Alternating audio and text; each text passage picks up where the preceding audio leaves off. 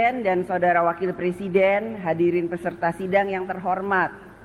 Kini tiba saatnya kami mempersilahkan Saudara Presiden untuk menyampaikan pidato tentang penyampaian laporan kinerja lembaga-lembaga negara dan pidato kenegaraan dalam rangka hari ulang tahun ke-79 kemerdekaan Republik Indonesia di hadapan sidang tahunan MPR RI dan sidang bersama DPR RI dan DPD RI hari ini.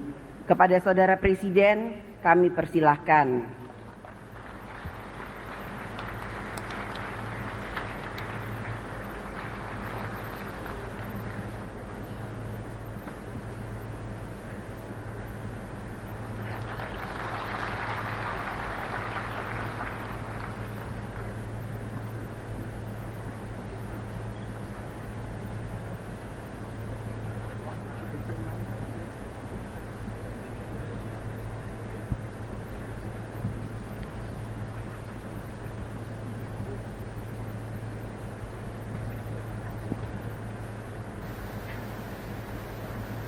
Bismillahirrahmanirrahim. Assalamualaikum warahmatullahi wabarakatuh.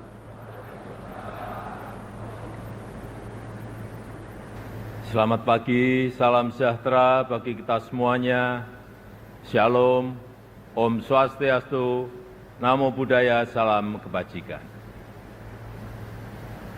Yang saya hormati Wakil Presiden Republik Indonesia, Bapak Profesor Dr. Kiai Haji Ma'ruf Amin beserta Ibu Hajah Wuri Ma'ruf Amin. Yang saya hormati Ketua, para Wakil Ketua dan para anggota Majelis Permusyawaratan Rakyat Republik Indonesia. Yang saya hormati Ketua, para Wakil Ketua dan para anggota Dewan Perwakilan Rakyat Republik Indonesia. Yang saya hormati Ketua, para Wakil Ketua, dan para anggota Dewan Perwakilan Daerah Republik Indonesia. Yang saya hormati Ketua, para Wakil Ketua, dan para anggota lembaga-lembaga negara. Yang saya hormati Bapak Jenderal TNI Purnawirawan Tri Sutrisno, yang saya hormati Bapak Haji Muhammad Yusuf Kalla, yang saya hormati Ibu Soraya Hamzahas, yang saya hormati Yang Mulia para Duta Besar negara-negara sahabat dan para pimpinan perwakilan badan dan organisasi internasional, yang saya hormati para Menteri Kabinet Indonesia Maju, Jaksa Agung, Panglima TNI, Kapolri, dan Kabin. Yang saya hormati para Ketua Umum Partai Politik, Bapak Ibu, Saudara-saudara sebangsa dan setanah air, para hadirin dan undangan yang saya muliakan. Tahun ini genap 10 tahun saya menjabat sebagai Presiden Republik Indonesia. Dan genap 5 tahun Bapak Profesor Kiai Haji Ma'ruf Amin menjabat sebagai Wakil Presiden Republik Indonesia. Sebuah tanggung jawab dan kepercayaan besar yang tidak pernah kami bayangkan sebelumnya. Sebuah mandat dan amanah besar yang tidak pernah kami pikirkan sebelumnya. Sejak hari pertama saya menerima amanah ini, saya sangat menyadari akan ada banyak gelombang yang harus dihadapi. Akan banyak tantangan yang harus diselesaikan. Tapi sedari awal saya juga yakin dan sangat percaya bahwa saya tidak sendirian. Ada cita-cita dan harapan masyarakat. Ada dukungan dan doa dari rakyat yang selalu mengiringi dan menguatkan. Senyum, sapa, dan doa Bapak, Ibu, dan saudara-saudara sebangsa setanah air semua adalah sumber kekuatan saya, dan hari ini 16 Agustus 2024 di momen terakhir saya dan Profesor Kiai Haji Ma'ruf Amin berdiri di sini. Izinkan kami menyampaikan terima kasih yang tulus, terima kasih yang sebesar-besarnya kepada Bapak Ibu semua, kepada seluruh rakyat Indonesia dimanapun berada, yang selama 10 tahun ini telah dengan kuat bersama-sama melintasi tantangan demi tantangan, menapaki langkah demi langkah, dan menghadapi terjadinya perubahan demi perubahan. Sehingga kita sebagai sebuah bangsa yang besar bisa sampai pada titik ini. Titik yang bisa menjadi titik lontar untuk menggapai kemajuan bersama di masa yang akan datang. Alhamdulillah, selama 10 tahun ini kita telah mampu membangun sebuah fondasi dan peradaban baru dengan pembangunan yang Indonesia sentris. Membangun dari pinggiran, membangun dari desa, membangun dari daerah terluar, sehingga sampai saat ini kita telah membangun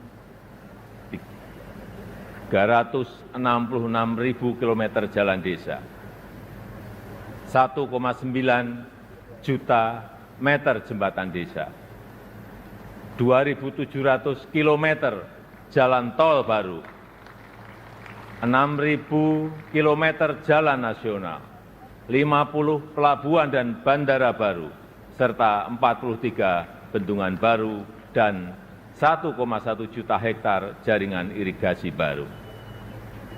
Sehingga kita berhasil menurunkan biaya logistik dari sebelumnya 24% menjadi 14% di tahun 2023. Sehingga kita bisa meningkatkan daya saing dari sebelumnya peringkat 44 menjadi peringkat 27 di tahun 2024. Sehingga kita mampu memperkuat persatuan kita karena akses yang lebih merata dan berkeadilan. Selain itu, ketangguhan kita sebagai sebuah bangsa juga terbukti dari daya tahan kita dalam menghadapi pandemi COVID-19, dalam menghadapi perubahan iklim, dan dalam menghadapi geopolitik dunia yang semakin memanas. Patut kita syukuri, alhamdulillah, Indonesia merupakan satu dari sedikit negara yang mampu pulih lebih cepat, bahkan terus bertumbuh. Pertumbuhan ekonomi kita terjaga di kisaran 5%, walau banyak negara tidak tumbuh, bahkan melambat. Wilayah Indonesia Timur seperti Papua dan Maluku justru mampu tumbuh di atas 6%, dan Maluku Utara mampu tumbuh di atas 20%. Inflasi juga terkendali di kisaran 2–3%, saat banyak negara mengalami kenaikan yang luar biasa, bahkan ada yang mencapai lebih dari 200%. Angka kemiskinan ekstrem mampu kita turunkan dari sebelumnya 6,1% menjadi 0,8% di tahun 2024. Angka stunting juga mampu kita kurangi dari sebelumnya 37% menjadi 21,5% di tahun 2023. Dan tingkat pengangguran juga mampu kita tekan dari sebelumnya 5,7% menjadi 4,8% di tahun 2024. Upaya perlindungan bagi masyarakat ekonomi bawah juga telah memberi manfaat luas bagi masyarakat.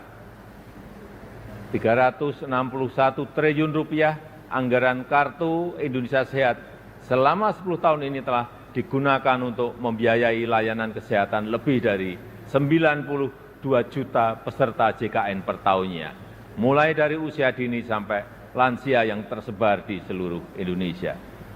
113 triliun rupiah anggaran Kartu Indonesia Pintar selama 10 tahun ini telah digunakan untuk pendidikan lebih dari 20 juta siswa per tahun mulai dari SD sampai SMA, SMK di seluruh tanah air Indonesia.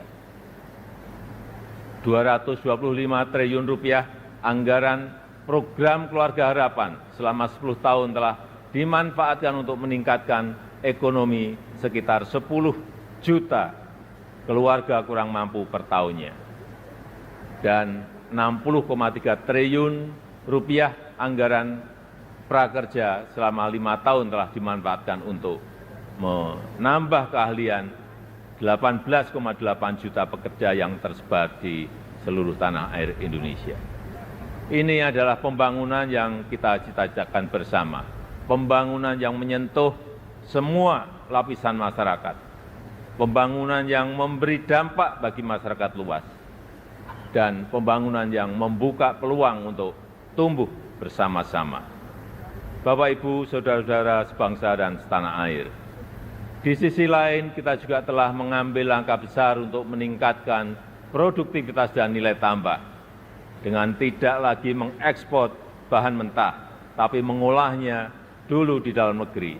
Walau banyak negara lain yang menggugat, menentang, bahkan berusaha menggagalkan, tapi kita sebagai sebuah bangsa yang berdaulat, sebagai bangsa yang besar, kita tidak goyah bahkan terus maju untuk melangkah.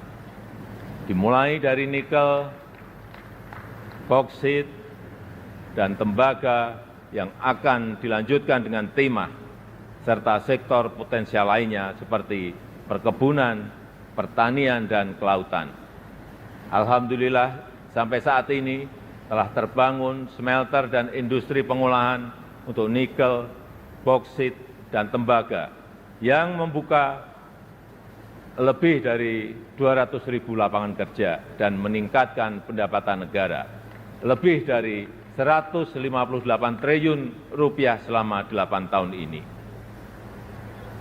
Kita ingin kekayaan yang ada di negeri ini, anugerah Allah Subhanahu wa Ta'ala untuk negeri ini dapat dikelola sebesar-besarnya untuk kepentingan rakyat, dapat dimanfaatkan semaksimalnya untuk kesejahteraan rakyat. Oleh sebab itu, kita juga telah mengambil aset kita kembali yang selama puluhan tahun dikelola oleh pihak asing, yang selama puluhan tahun diambil manfaat besarnya oleh pihak asing, seperti Freeport, Blok Rokan, dan Newmont.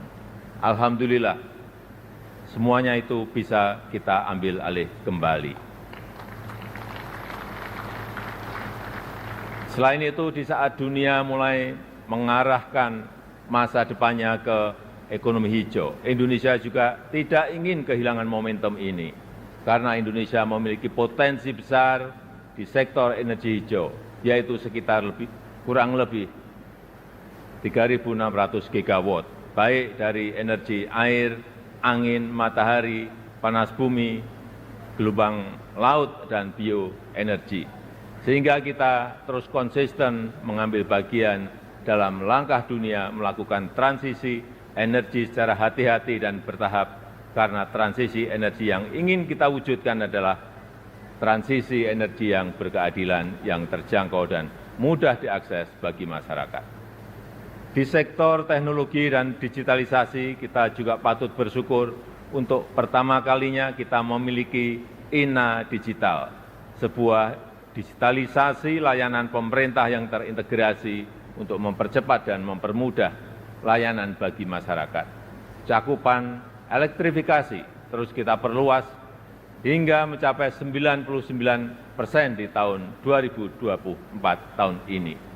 Demikian juga dengan cakupan internet yang terus kita tingkatkan hingga mencapai 79% di tahun 2024. Ini akan menjadi ekosistem yang baik untuk mendorong digitalisasi UMKM dan pengembangan startup Indonesia, sehingga akan melahirkan semakin banyak entrepreneur muda yang berkualitas di negeri ini.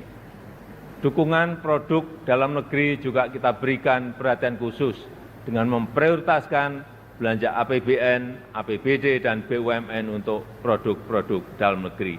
Karena kita ingin apa yang berasal dari rakyat dapat kembali ke rakyat dan bermanfaat maksimal untuk rakyat. Di bidang hukum, kita juga patut bersyukur setelah 79 tahun merdeka, akhirnya kita memiliki kitab Undang-Undang Hukum Pidana yang baru. Sebagai upaya memodernisasi hukum Indonesia, serta Undang-Undang Cipta Kerja yang merevisi 80 undang-undang dan 1.200 pasal.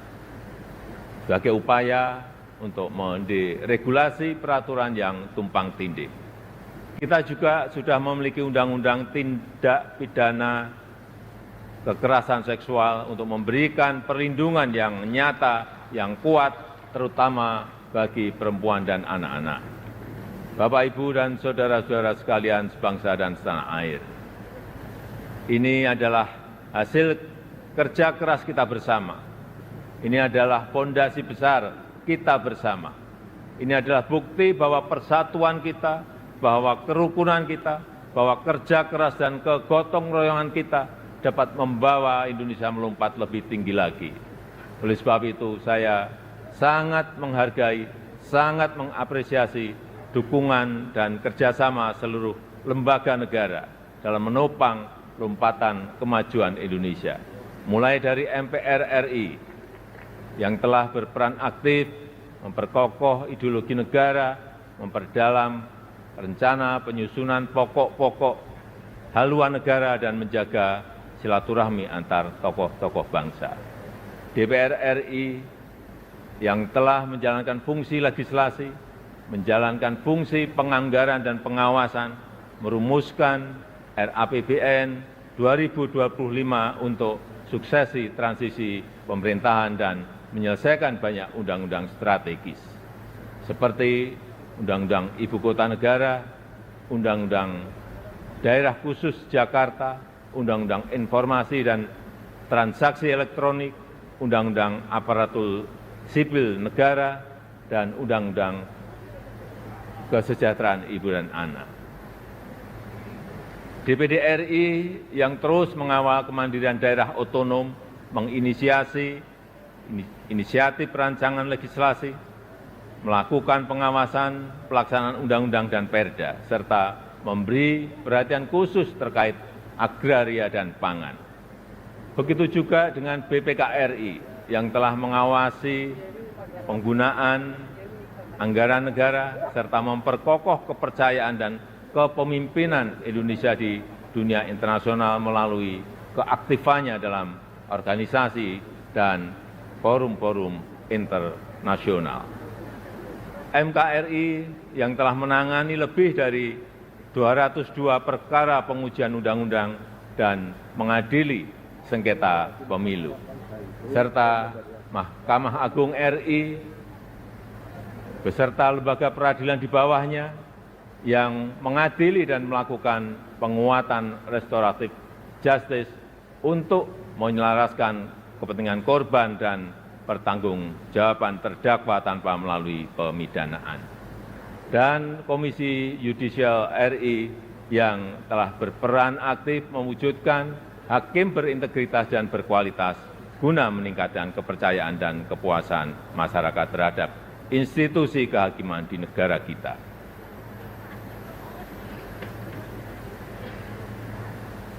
Bapak, Ibu, saudara-saudara sebangsa dan setanah air.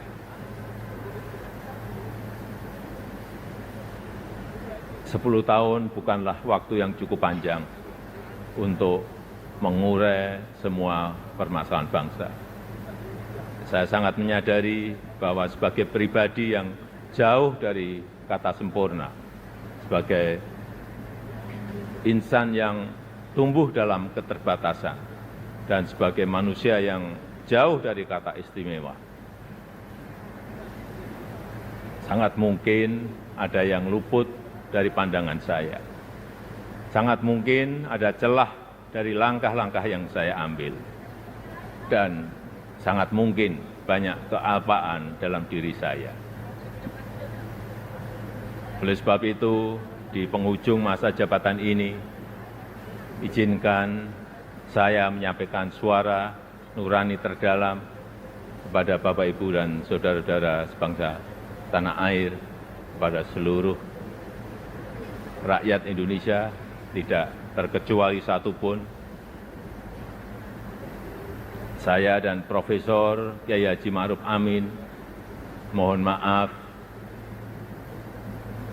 maaf untuk setiap hati yang mungkin kecewa, untuk setiap harapan yang mungkin belum bisa terwujud, untuk setiap cita-cita yang mungkin belum bisa tergapai. Sekali lagi kami mohon maaf. Kami mohon maaf.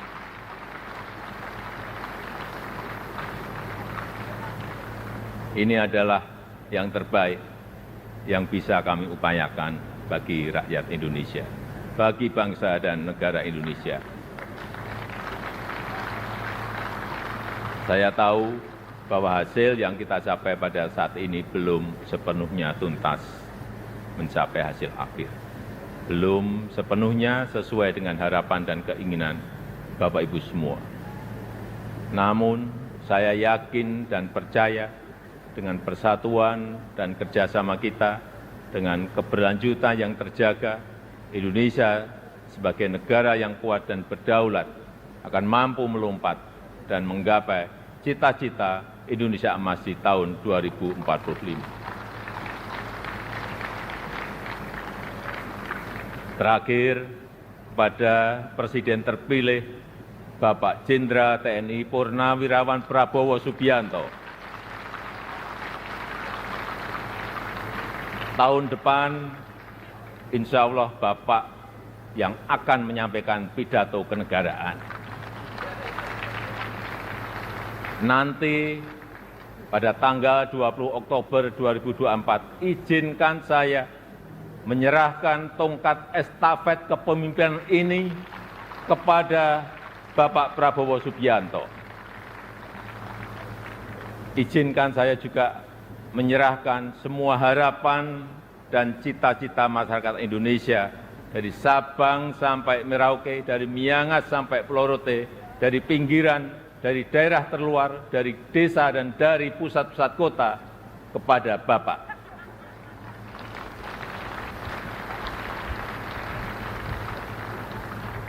Semoga Allah SWT, Tuhan yang Maha Kuasa, senantiasa memberikan petunjuk dan kemudahan bagi bangsa Indonesia dalam kepemimpinan Presiden Prabowo Subianto pada pemerintahan periode mendatang.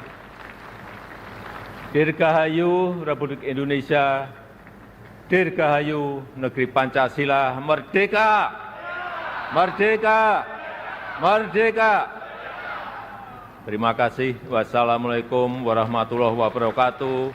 Om Santi Santi Santi Om. Namo Buddhaya. Salam kebajikan. Terima kasih.